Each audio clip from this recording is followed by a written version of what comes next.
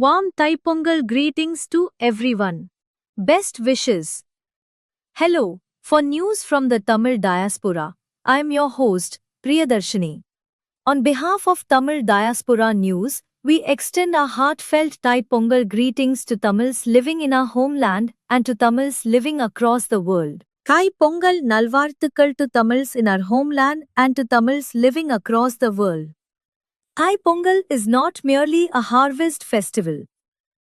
It is the greatest Tamil day, a day of gratitude, remembrance, and resolve. Today, we must ask a serious question. How long have Tamils lived under foreign domination?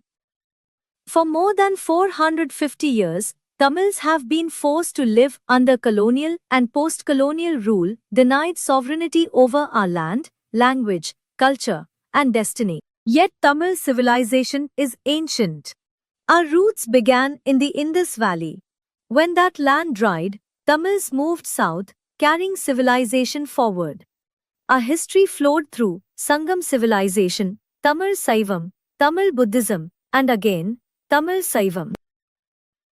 This island Tamiziram is historically Tamil land. This is supported by archaeology, inscriptions, and global scholarly research. We are not outsiders. We did not arrive yesterday. We will not give up this land. On this Pongal day, we remember. We are the original people of this land. Our sovereignty was never surrendered. It was taken by force, not by consent.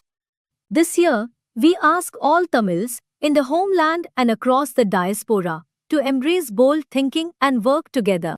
Our goal for this year is clear, a sovereign Tamil homeland. Using the 1960 United Nations Decolonization Resolution, we seek to restore the sovereignty Tamils held before colonization, sovereignty that was never legally extinguished. This approach is not without precedent. Mauritius reclaimed its rights by invoking the same United Nations decolonization framework. Through sustained legal and diplomatic action at the United Nations, Mauritius secured international recognition that Britain's separation of the Chagos archipelago, including Diego Garcia, during colonial rule was unlawful. After restoring its sovereignty claim, Mauritius adopted a pragmatic and forward-looking approach.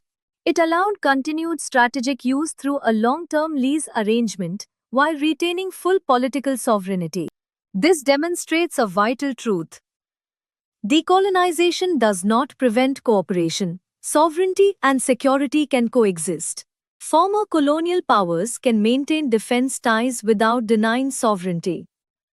And sovereign peoples benefit economically, politically, diplomatically. This is the model we propose.